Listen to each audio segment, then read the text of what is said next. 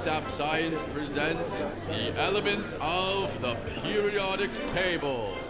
There's hydrogen and helium, then lithium, beryllium, boron, carbon everywhere, nitrogen all through the air, with oxygen so you can breathe, and fluorine for your pretty teeth, neon to light up the sign, sodium for salty times, Magnesium, aluminium, silicon, phosphorus, then sulfur, chlorine, and argon, potassium, and calcium so you'll grow strong, scandium, titanium, vanadium, and chromium, and manganese. This is the periodic table, noble gas is stable, halogens and alkali react aggressively. Each period will see new outer shells while electrons are added, moving to the right.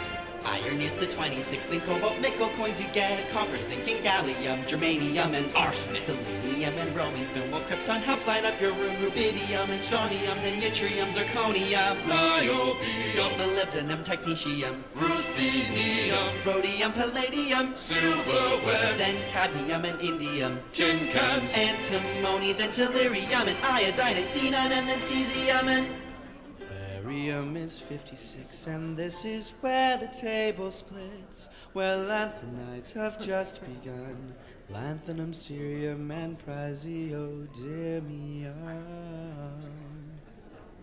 Neodymium's next to promethium, then 62, samarium, europium, gadolinium, and terbium, dysprosium, holmium, erbium, thulium, ytterbium, lutetium, hafnium, tantalum, tungsten, then we're on to rhenium, osmium, and iridium, platinum, gold to make you rich till you grow old, mercury to tell you when it's really cold, thallium, and lead, the bismuth for your tummy, polonium, astatine would not be yummy, radar, francium will last a little time, radium, then actinides at 89. This is the periodic table, noble gas is stable, halogens and alkali react aggressively. Each period will see new outer shells where electrons are to the right. Actinium, thorium, protactinium, uranium, neptunium, plutonium, americium, curium, berkelium, californium, isonium, fermium, indolium, nobelium, lawrencium, rutherfordium, wm, sprigium, boreum, hesium, meitnerium, dubsinium, mercenium, copernicium, nihonium, flerovium, moscovium, livermorium, tennessine, and organesson, and then we're done. Afternoon. I hope you enjoyed the little presentation, the little song. That was the latest version. I hadn't seen that latest version, so that's cool. Today, it's my pleasure to welcome back Professor Witek Nazarewicz back to ORNL for the Director's Lecture. Our Director's Lecture series pays tribute to leadership and contributions to science and society of past ORNL directors, including Alvin Weinberg and Herman Postma. The goals of these occasional lectures, I like the word occasional, whenever we think about it, I guess, is to promote dialogue among ORNL staff and renowned leaders at the intersection of science, innovation, and the world at large. Witek is an internationally renowned nuclear theorist, and he is now the chief scientist at the Facility for Rare Isotope Beams, which is a new user facility coming soon at Michigan State University.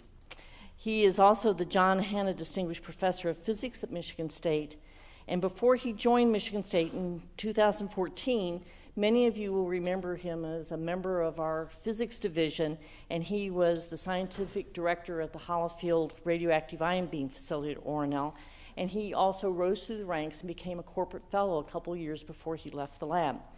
He was also the James McConnell Distinguished Professor of Physics at UT, and he is an expert in the structure and properties of atomic nuclei, including superheavy systems and complex nuclear behavior at the edge of stability. He's a fellow of APS, the Institute of Physics in the UK, and AAAS. In 2008, he was named a Carnegie Professor by the Carnegie Trust in Scotland, and in 2009, he received an honorary doctorate from the University of West Scotland. He's recipient of 2 major prizes. Most of you know about the Bonner Prize in Nuclear Physics, which he was awarded by the American Physical Society in 2012, and he got the Fluorov Prize from the Joint Institute for Nuclear Research in Dubna in 2017. This year, as you know, marks the 150th anniversary of the formulation of the periodic table by Dmitry Mendeleev. This table is still growing, and I think one of the very interesting things is this laboratory has had a major contribution to the growth of that periodic table just in these last few years. Witek will discuss several questions motivating the search for new superheavies. What is the heaviest nuclei and atoms that can exist? Are superheavy systems different than lighter nuclear species? Is there an island of stability of very long-lived nuclei? Can superheavy nuclei be produced in stellar explosions? And is there an end to the periodic table of elements? Please welcome me in joining please join me in welcoming Witek back to the lab.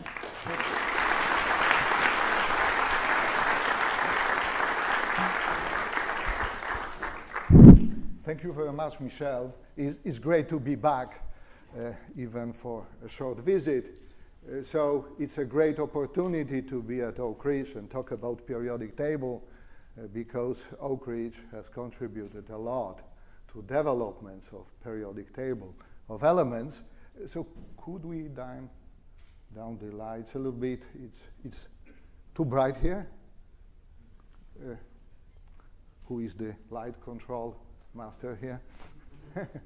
Okay, so I am going to, so the talk is motivated by the year of periodic table. So I'm going to give some general comments about periodic table. Then I will talk about superheavy nuclei and superheavy atoms. So there will be some atomic physics and chemistry too. And then we'll address the initial question about the end of periodic table. So Mendeleev, when he introduced periodic table in 1869, he phenomenologically ordered 66 elements by their mass, molecular weight, and chemical properties. And this is actually a figure from the original diagram from the original paper by Mendeleev. As you can see, there are many question marks. Not all elements known are in his graph, okay, 66, which means less than 50% of all elements which we know today, okay? So this is periodic table of elements as 2019. So we have 118 elements known. The heaviest is organeson, as you could hear in this updated element song. And the organeson, as one can see, ends basically group 18 and 7th period.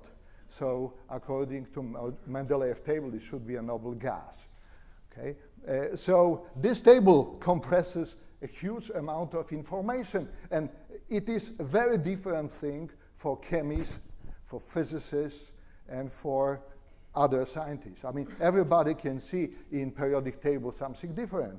For physicists, such as myself, the periodic order in the periodic table is governed by electron occupations in atoms, right? For chemists, those are the chemical properties, which are supposed to be similar in columns. Families of elements have very similar properties. They form groups. And the table also, when it was formed, predicted the existence of unknown then elements. So a good example is technetium. So this is actually periodic table from 1905.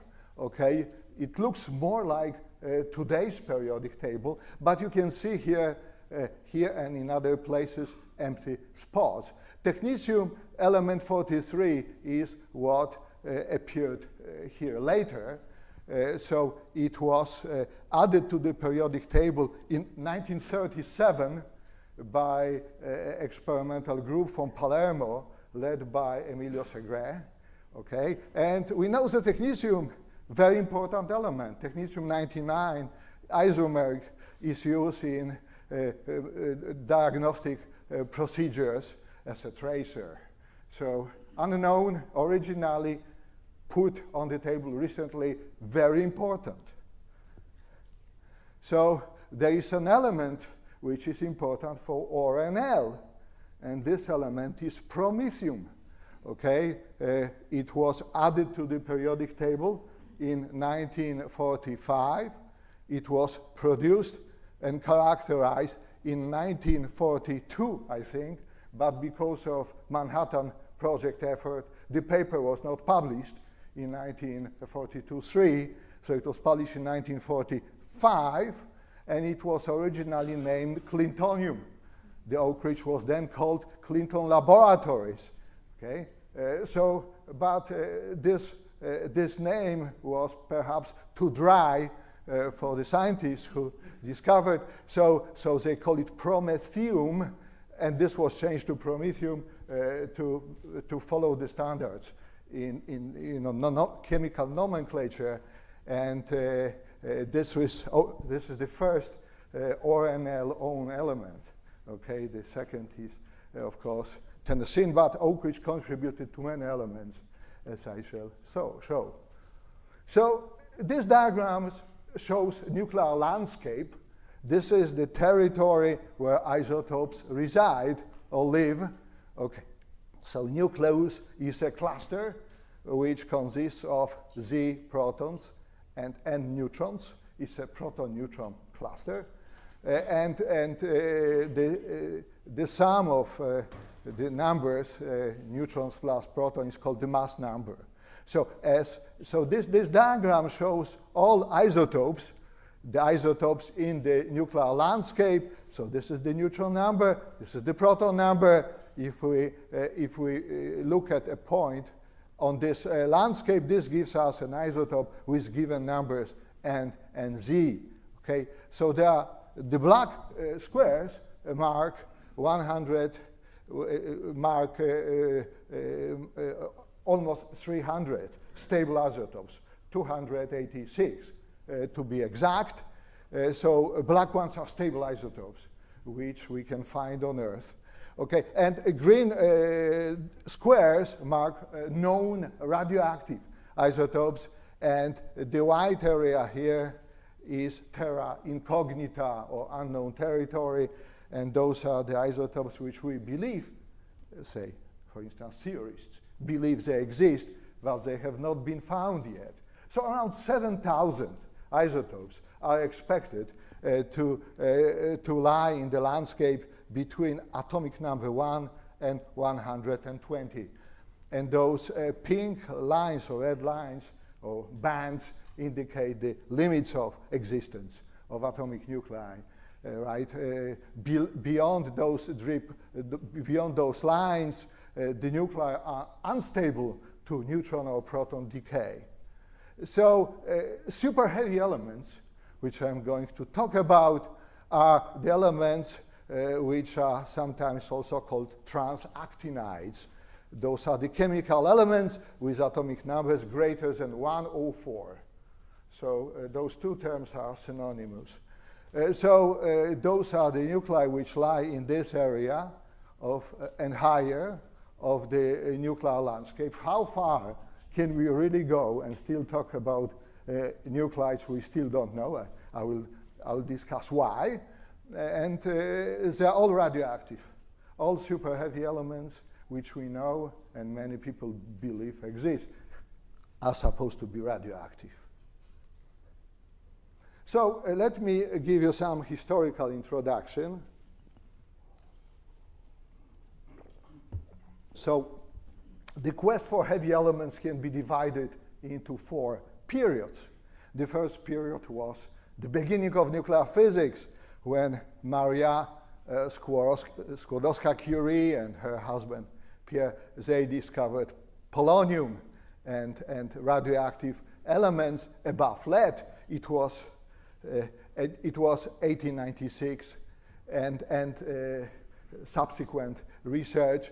Then Manhattan Project marked the second period when plutonium became part of the periodic table. And in the third period, 1947, 1974, this is a period of Cold War, and this was competition between Russian and American labs to discover new elements. And many new elements were discovered in debris of thermonuclear explosions. For instance, Einsteinium and fermium were discovered in 1952 after thermonuclear tests in Eniwetok Atoll in the Pacific Ocean. Okay? So it's interesting to know that fermium was made through the capture of 70 neutrons. So subsequent capture of 70 neutrons to get uranium, which then decayed via beta radiation. And in nature, such a process called R process happens in mergers, in neutron star mergers, or in some conditions in supernova, and gives rise to heavy elements on Earth. So meanwhile, scientists learn how to produce heavy elements without destroying atolls in the Pacific. Okay, and this takes us to the fourth period. Those are the experiments in which scientists discovered elements with atomic numbers 110, 113. They were discovered at GSI. Those are the elements 110, 113, and then 112, I should say, and then RIKEN in Japan, 2004, element 113, using the so-called cold fusion reaction. So do not confuse this term cold fusion with another cold fusion. So this is good cold fusion, this is real thing, okay? So those were reactions with medium mass beams and targets of lead on bismuth. And the nuclei which were produced in these reactions turned out to be very short. For instance, this element 112, Z112, or copernicium, as we called it, 227, has half-life of the order of 300 microseconds. So very short-lived activities. And the production cross-section, or the probability to produce it, was found to be rapidly decreasing with the atomic number. So, for instance, for nihonium, which is the element which was discovered in Japan in RIKEN, the production cross-section is 22 femtobarns, so 10 to the minus 15 barns, or one event per 200 days. Okay? So they started experiment in September 2003, and by April 2005, they got 2 events suggesting the existence of nihonium. So this is, of course, a true exercise in patience. Think of this. You are an experimentalist, you got beam time, you go to the lab, and you run this nihonium experiment. One day, nothing. Second day, nothing. Well, I do not have enough time here to take you through all those 200 days, okay? But they got eventually 2 events, okay? So, but many people thought, after this extremely demanding experiment, that this was the end of the story, that it would be very difficult to move forward. Well, this takes us to the fourth period, the hot fusion reactions in Dubna in Russia, led by a team by Yuri Oganessian. And in those experiments, they use a different strategy. So rather than to use lead and bismuth target, they used actinide targets from Oak Ridge. Okay, so those were targets produced at Oak Ridge with neutron-rich calcium-48 beam. It's a stable nucleus, but very rare stable calcium isotope. Okay, during this 5th period, measurements were carried off over 50 isotopes of new elements with 114, Z114 to 118 during this year. Okay, and I will discuss the consequences of those measurements. The search for elements 119 and 120 is ongoing in RIKEN and will soon be launched in Dubna. So we are now in this 4th period of heavy element production. Okay, so let me make comments about Oak Ridge. Oak Ridge has been absolutely essential for the production of all new elements in this 4th region. So the Oak Ridge contribution comes from high flux isotope reactor and radiochemical Engineering Development Center. So they produce many isotopes, and this is just a list of some very useful isotopes which are produced there. Those are actually actinide isotopes, including berkelium, einsteinium, californium, which turned out to be crucial in synthesis of superheavies. Okay, so this shows this very nicely. 5 new elements and over 50 new isotopes produced in Dubna since 2000, were based on actinide targets from Oak Ridge. And for all those new elements, from fluorovium to organeson, listed our targets which were used, okay? And in recognition of Oak Ridge contribution, and also in recognition of then ongoing collaboration with Tennessee group, not only helped with targets, but they also made very important contributions to the actual physics experiments. Okay, element 117 was called tennessine. Those 2 were named in 2012, and those 4, including nihonium, were named in 2016. So those are the newest kids on the block. Yeah, how to make a new element is very simple. You need to have a right beam, right target, detection system, and lots of luck, as this nihonium experiment illustrates, right? So this is actually the cover of FISREF letter paper from April 2010, which shows the decay chain of tennessine. This is a paper from Physics Today 2016, which shows how organeson was cooked. Okay, so californium 249 is bombarded with calcium 48. This excited organeson element with mass 297 is produced. It spits off several neutrons, resulting in element 118, 294, which then alpha decays. There's a sequence of alpha decays, which, and this goes all the way to copernicium 282, which then fissions, and we lose contact with copernicium because there are so many possibilities to fission that we cannot identify the fragments so easily. Okay, so there was a time for celebrations, festivities, and rejoicement, right? So this shows the Oak Ridge team, Oak Ridge, Tennessee team, which was involved, and this is REDC team from 2010, which contributed. So this is a tennessine element, and of course there were worldwide celebrations. Organeson got its poststamp from Republic of Armenia. And for nuclear physicists, it's fantastic to see nuclear decay chain on a poststamp, right? You can see this alpha decay chain of organeson. And nihonium got its street in Wakoshi in Japan. This is where Riken Laboratory is, okay? So great celebrations, but not only in US and Russia and Japan, but there was a great interest worldwide stimulated by this discovery. For instance, University of Waterloo in Canada issued new elements contest, okay?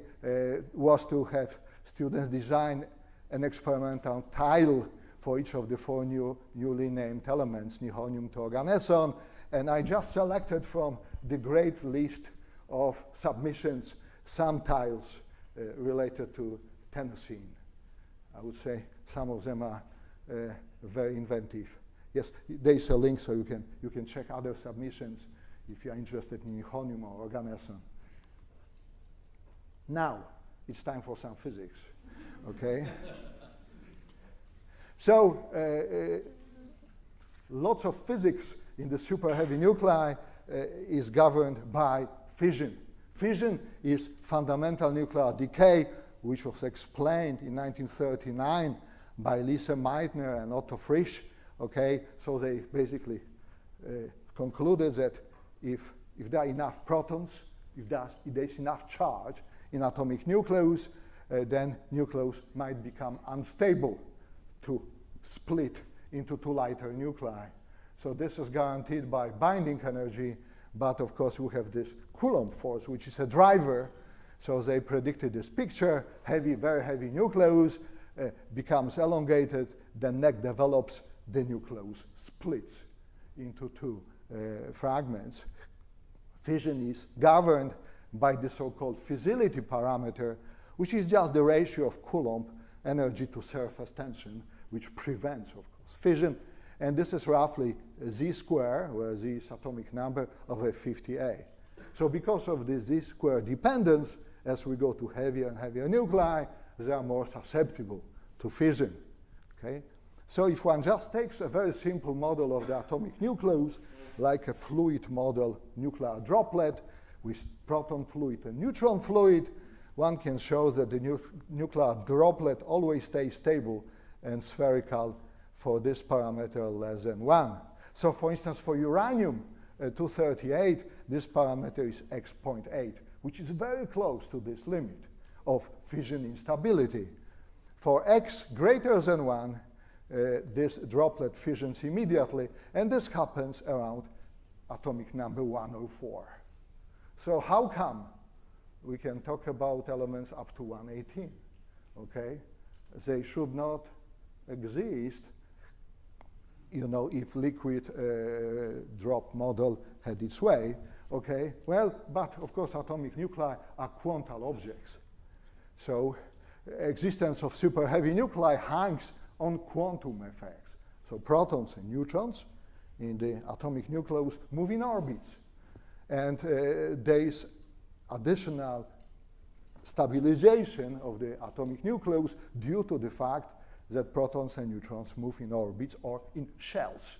So this extra energy stabilization is called shell energy. So this is a plot which shows shell energies which are extracted from the data, from experiment, from nuclear binding energies. And we can see that this plot has very interesting topology. There are peaks, there are mountains of increased stability, and those peaks correspond to particular numbers of protons and neutrons. For instance, lead-208 is one of such peaks. It has 82 protons, 126 neutrons, is more stable than its neighbors. And those numbers, like 28, 50, 82, 126, they correspond to close proton and neutron shells. And many of you know that those are called magic gaps by nuclear physicists. So those are the magic numbers, and doubly magic nuclei are particularly stable. But as we go to super heavy nuclei, we can see there's this region of increased stability here. Okay, so one could see based on the data and calculations. This was of course calculated. Perhaps over there exists some region of increased stability. You can see that what was deduced from the data and predicted here is not as sharp, that this is really a blob of increased stability rather than a sharp peak. This does not look like Mount Everest, but rather like Smoky Mountains here. Okay, but it was then, in 1955, 1967, when this term of super heavy island of stability was coined. Okay, so people believed that there exists some land far, far on the horizon of some stable nuclei, which are very heavy and very charged. Okay, so this was a great stimulation for experimental work in this nuclei. Okay, so this is a quick illustration. So those are the shells in super heavy nuclei as compared to normal nuclei. So those are the proton and neutron orbits in, say, around 132, and around super heavy element with Z less than 126. And you can see that when you compare this picture here for super heavy, hyper heavy nuclei, there are far more levels, and there are more levels per energy unit than in normal nuclei. Those magic gaps very visible here are hardly visible here. So high level density. Okay, and when we do calculations and calculate this shell energy, this quantum mechanical stabilization energy, one can see that indeed there are regions of shell stabilization, but they are not as localized as in normal nuclei. So let us now look at the current superheavy territory.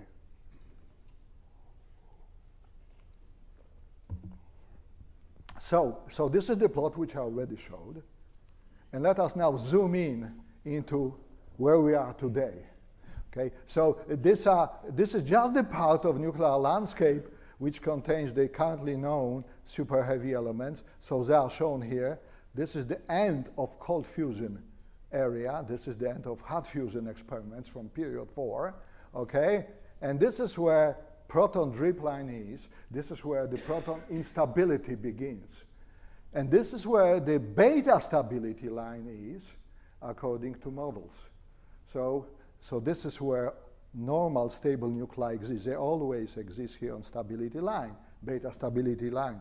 So the first thing which you can see is that the currently known superheavy elements are very proton rich. They are not even beta stable, but beta decay, of course, it's a very long process. Okay, so it does not really matter here. Okay, but there's this vast territory here to the right of this, for instance, organeson, you know, which is totally unknown. So to give you an idea about the range of nuclei which are expected, the proton drip line in organeson is at neutron number 170. So this is where the organeson 294 is. Beta stable organeson has 192 neutrons. And neutron drip line, this is where organesons lose a stability. Neutron stability is neutron number 270. So around 100 isotopes of organeson are expected. And we are just hanging in this little corner. Too bad. Okay, so few facts about expected properties of organeson. I mean, they are very interesting facts. First, organeson is very big. So these are the plots illustrating the densities of various nuclei. Alpha particle, oxygen 16, lead 208, the last, honest to goodness, doubly magic nucleus, and organeson 294, which is here. Those are really super large systems. As I mentioned earlier, there is a competition between electrostatic force, which tries to destroy the nucleus, and nuclear attractive force. There's a competition. And this competition gives rise to very unusual distributions of protons in the nucleus.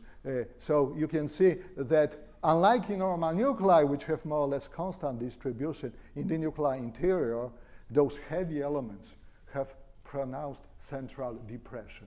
There's a little depression or decrease of proton density or charge density. There's less charge in the interior as compared to surface. And this is shown in those predictions. You can see a little bit of a hole here.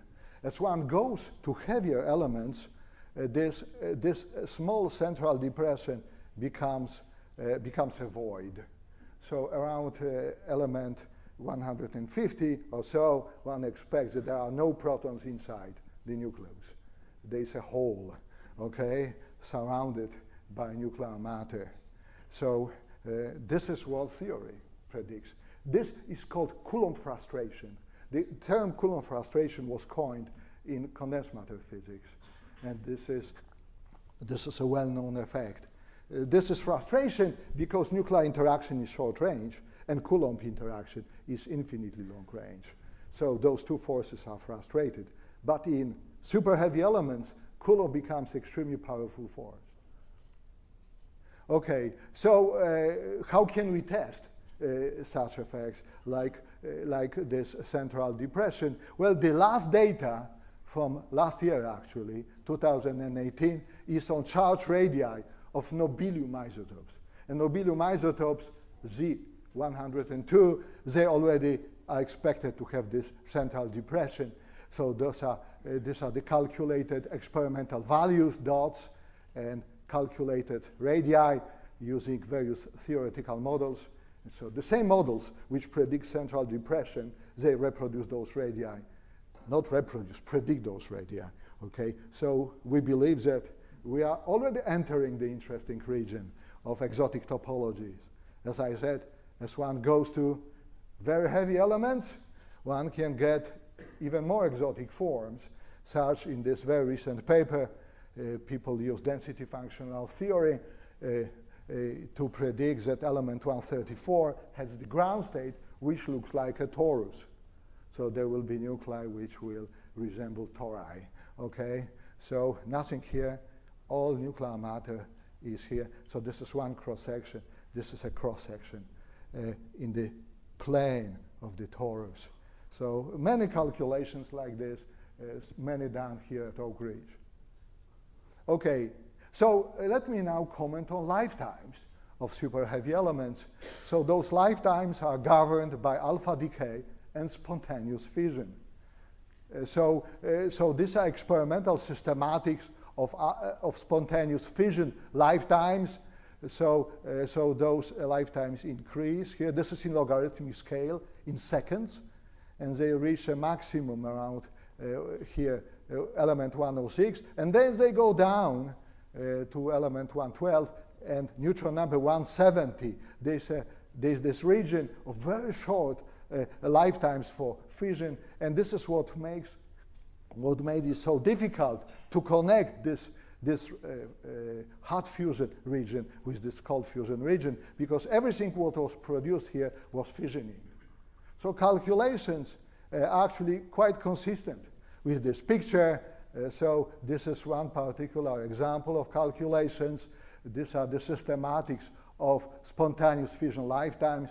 We can see that in this region, around 112, 116, the spontaneous fission actually, the calculations predict very long lifetimes. But at the same time, when we look at alpha decay is killing us here.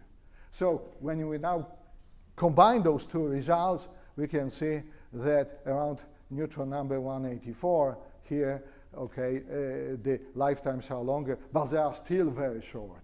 So realistic calculations based on realistic nuclear models do not support the idea that there is an island of very long-lived superheavy elements, and this is what I wanted to say. So perhaps there is no superheavy island of stability. There are longer-lived superheavy elements. So there's actually a very interesting example of nuclear decay is called cluster decay. And the heaviest nucleus which we know, organeson, is expected to exhibit this new kind of decay. So organeson, if you just look at its proton and neutron numbers, is expected to decay into lead-208, which is a doubly magic nucleus, and krypton, 86, which is a magic nucleus. So these are the examples of calculations, and the yields of this decay are really centered around lead and krypton. Those are the predictions. So one would really like to see this amazingly interesting decay of organeson into lead and krypton, and such an experiment is being planned and hopefully will be carried out in Dubna with Oak Ridge Group. So let me finish the nuclear physics part, and I will now move to chemistry. But before I finish this part, so where we are, the end of the nuclear charters, 2019, is governed by alpha decay and fission. This is where we are. This region of slightly enhanced lifetimes is here, very far away. Okay, so this is the challenge for nuclear physicists, okay, to go from here to here. Based on experimental data, the lifetimes indeed increase as we go from here to here. So everything is consistent. So there is an enhanced stability around neutron number 184 in the copernicium-nihonium region. How to get there? It is not going to be easy because of the lack of beams and targets, okay? And this is Pony Express. This will take a lot of blood, sweat, and tears, you know, to reach this island, this region. But physicists are very inventive and undoubtedly will get there. So I wanted to advertise very recent experimental results from Berkeley, from BGS plus Fiona facility, and they manage in this FISREF letter, the paper describes this very nicely, managed to get direct mass measurements of those two super heavy elements, to get direct information on masses, and this pins down the placement of all those elements for good. So how to get there? This is the challenge for nuclear physics. For nuclear physics, we still don't have predictive theory of production cross-sections. So what should be the beam and target and the energy of the beam, okay? So what are the best reactions? Many speculations, many calculations. This is perhaps the most important challenge. Now, some atomic physics and chemistry, okay? So this is the largest periodic table which we perhaps created. This is the facade of chemistry faculty building at the University of Murcia in Spain, okay? And you can see they already put organeson and tennessine here on the table. So this finishes the 7th period. But if physicists from Riken and Dubna are right and lucky, right, there will be need to go to the next period 8 with element 118 and 120. As you can see from this diagram, that serious engineering will be in order to feed this new period. By the way, if you go to Science magazine, you know, from a year ago, there is actually a great website called Elemental Haiku, and there is a haiku on every element. And organeson, for organeson it is the end of the line, that is the end of the line, your millisecond half-life brings down the curtain. That is period 7 is finished. But there is also a haiku on element 119. Will the curtain rise? Will you open the 8th act? Claim the center stage. Hopefully so. So what are the chemical properties of super heavy elements? Some demanding chemical experiments based on one atom at a time chemistry have been carried out up to element 112. Okay, this is an example of experiments on lawrencium. This was highlighted in Nature under extreme chemistry, very difficult experiments. But what are theoretical expectations there, right? So for once one expects a catastrophe at Z173. This all comes from the fact that there is a fundamental physical constant called fine structure constant, which represents the strength of electromagnetic force, which inverse is very close to 137. 1 over alpha is almost 137. And there were many people who were trying to guess based on numerology, why is it 137? But this will be another topic. But one can show that the relativistic equation for the atom, hydrogen-like atom, collapses when Z alpha, atomic number times alpha, becomes greater than 1. What effectively happens is that the lowest electron state dives down and hits the Fermi sea. And then the system becomes unstable with respect to spontaneous production of electron-positron pairs. Okay? We create antimatter out of the vacuum. So spontaneous antimatter production. So people call this 137 catastrophe, and people speculated that perhaps element 137, named Feynmanium, would spell the end of the periodic table. But again, this totally disregards nuclear physics, because if you consider the fact that nuclei have sizes, and I showed you how large organeson is, okay, this limit is moved from 137 to 173. And at this point, nuclear physicists can say, well, this is safe enough. We are at 118, why should we bother of what happens at 173? I will come back to it. For organeson, Z alpha is 0.86. And this already tells you that this guy is very relativistic. That is, that electrons in inner orbits are moved with velocities which are very close to light velocity. And this, of course, will impact chemical properties, atomic properties, and chemical properties. This shows an example of calculations from 2018 for group 18 elements. So xenon, radon, organeson, those are the rare gases, noble gases. And this shows localization, electron localization in those atoms. And those ring-like structures basically reflect the shells, electron shells, according to Bohr's model. So those are calculations in non-relativistic model, and those are calculations in relativistic model. And you can see that by the time we go to organeson, the shell structure is gone. The valence shell structure is gone.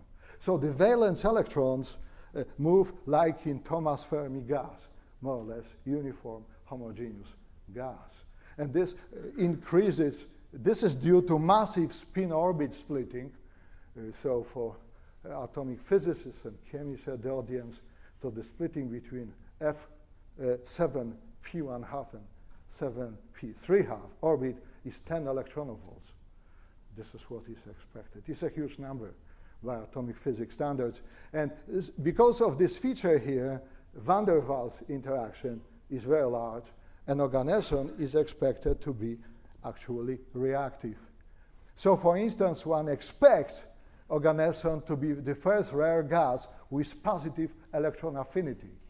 So one can attach an electron to organeson, unlike to radon and xenon and krypton.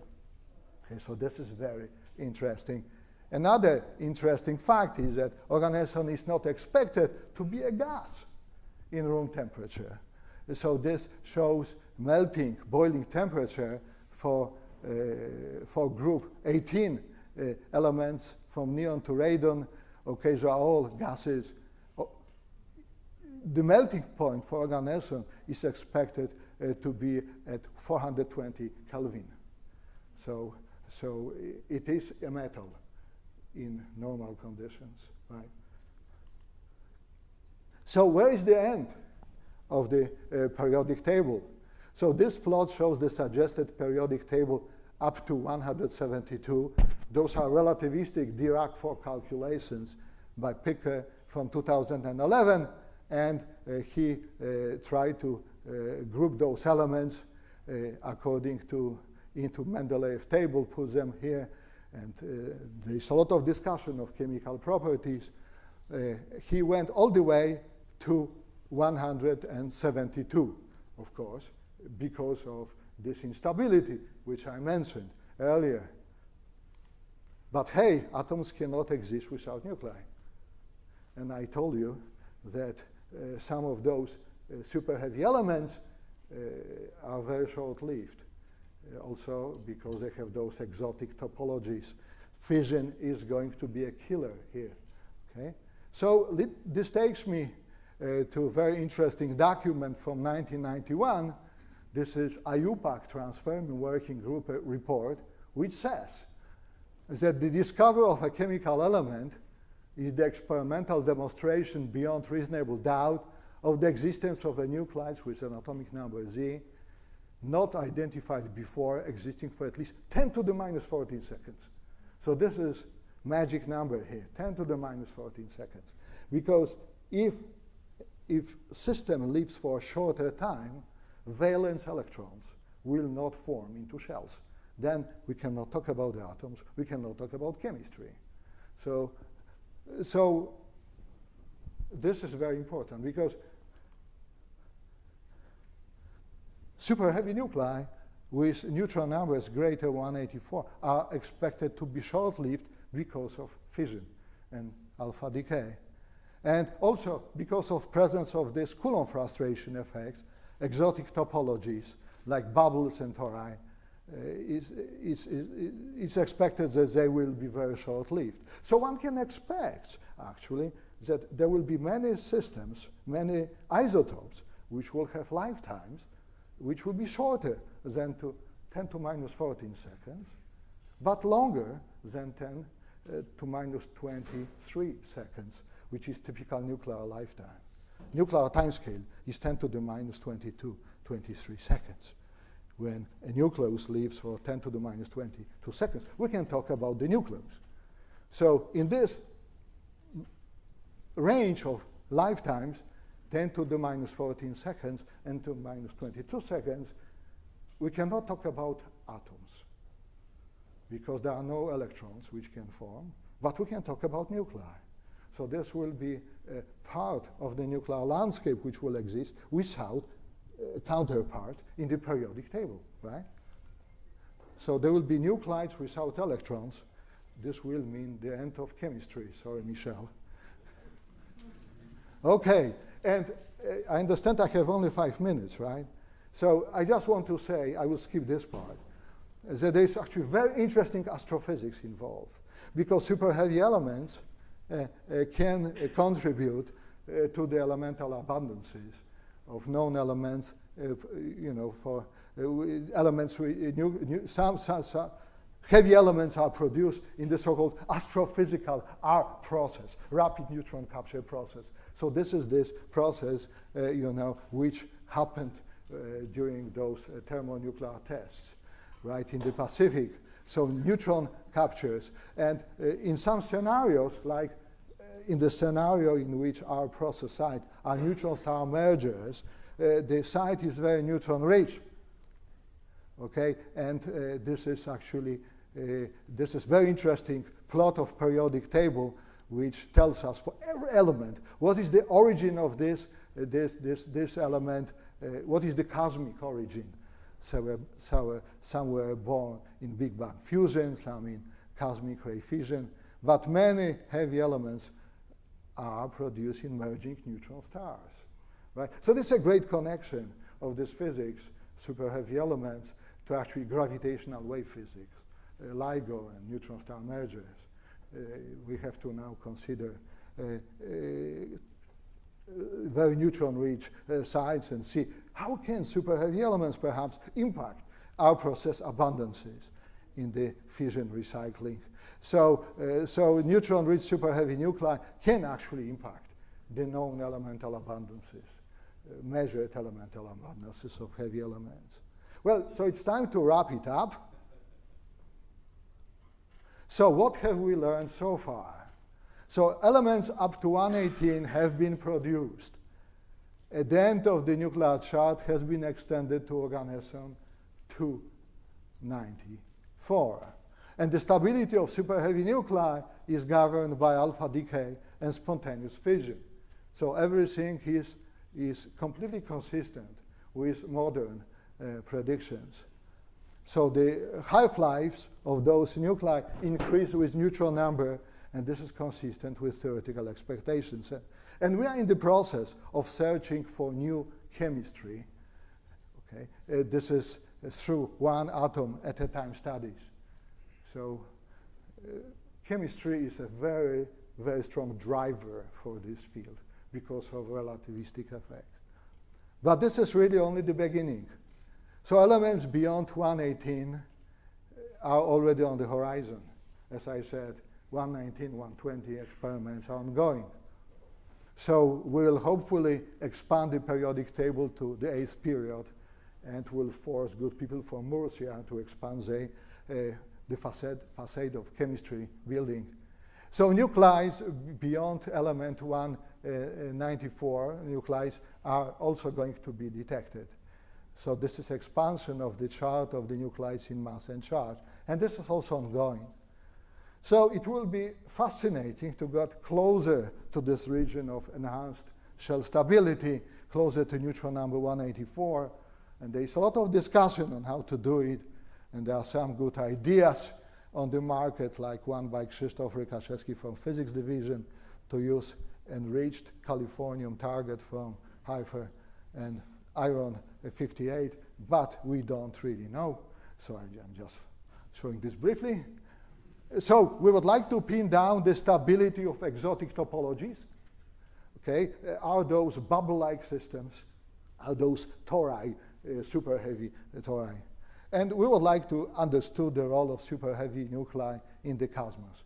Can they contribute to the R process abundances? So it's really time to finish. If you would like to read more, there is some recent literature. There is a little higher level perspective in Nature Physics, which summarizes the situation. And there is a longer, more technical RefMod Physics article, both very, very recent, okay? So this is the end. Well, you don't see it so well because it's too much light, but this is a beautiful picture by Frederick Edwin Church, Aurora Borealis. So we are a long way off from the end of the nuclear chart, and the limiting factor right now seems to be human ingenuity, but we should be optimistic based on the gradient. Thank you.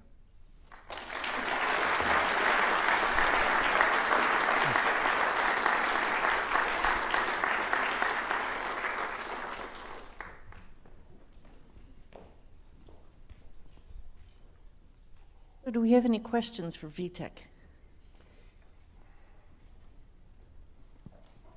There's one. Experimental signatures for shapes and forms. Here's the microphone.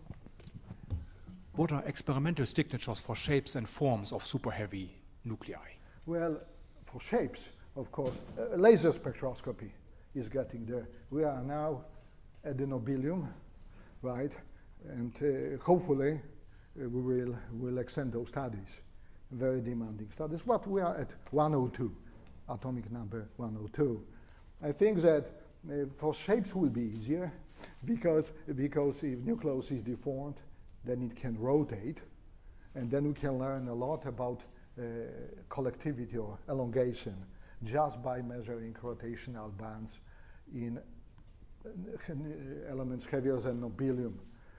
You know, so you can perhaps ask another question. So will we be able to produce those super heavies in copious amounts, right? So Russians are building super heavy factory in Dubna. This will be a facility which will be devoted just to super heavy production, and it will be launched in a few years. They're already filling the corridors with equipment. And RICAN is also continuing the production of super heavy elements. So not only in terms of the search for the heaviest or new elements, this is really not that exciting to me. New element 119. For me, more exciting is really to move things to the right.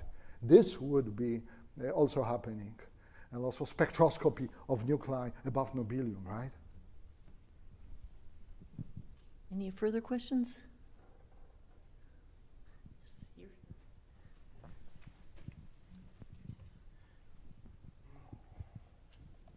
Witek, you had view graphs with 100 isotopes of organeson, and we know one.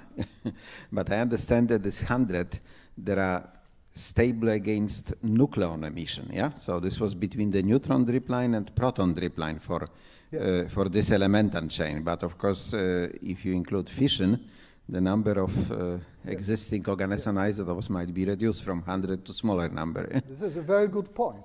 I mean, we really do not know their lifetimes. The landscape only indicates nuclei which are stable to proton or neutron decay. If one will look into details, say, of fission, so those calculations are extremely difficult because of those topological instabilities. Okay, so but we are moving in the area of exascale. This is where we use those computers. People like such as myself, or rather my students, right? So we can really explore those exotic forms of nuclear matter. So this will be another contribution of Oak Ridge, right, to Superheavy's new supercomputational facilities. Jim? So we're kind of running out of steam. We're kind of running out of steam at 120. I mean, the approach that you might use to go above 120 is limited by cross-sections and availability of targets and that sort of thing. At some point, there will need to be a revolution like there was going from cold fusion to hot fusion. Do you envision what that revolution might be to go even further? There's a lot of work going on in different laboratories, you know, in even smaller places such as ANU in Australia, in Canberra, right? People are trying to understand the reaction mechanism. For instance, maybe multi-neutron transfer reactions will be able to pump, you know, transfer more neutrons, right? People are speculating about exotic beams. You know, so when every facility is launched in 2 years from now, there will be certainly lots of pioneering work involving neutron-rich radioactive beams to see how far can we move. This is, of course, not that FRIP will produce any super heavy elements, but will perhaps show us the way. How can we transfer more neutrons and go heavier? Yeah. Back in the back. I noticed on the interstellar elemental formation chart that there were certain elements which were grayed out. So are those elements that we don't know the mechanism, or those elements that structurally there is no mechanism with current physics, or what's good? Could you repeat the first part of your question? Yeah, so in the interstellar formation of elements with the neutron stars, certain elements were grayed out, technetium, and I think there was one more. So are those unknown mechanisms or impossible? I mean, no, I mean, the early periodic table which I showed, which was 1905, like technetium, right? Then technetium could not be found, you know, on Earth, because technetium is actually produced in beta decay. So it was found later, experimentally. Yeah, Okay. I was talking about the chart that showed like this element can be formed by neutron talking star. about cosmic origin. Yes. Okay. Yes. So this is our best knowledge on about how those elements were produced in various stellar environments. Right. Some were produced in the Big Bang, and then some were produced in cosmic rays. Some were produced in nova, X-ray bursts, proton-rich nuclei. But the big questions are really about heavy elements and where they are produced. So this neutron star merger from 1987 actually was extremely helpful in this respect. This gravitational wave observation, because it told us, perhaps not gravitational waves, but kilonova, which was following the signal, was told us that there are rare earth elements, produced in this neutron star merger. So this helps a lot theorists now to focus attention on such a site. Any other questions? All right, if not, let's thank our speaker again. Thank you very much.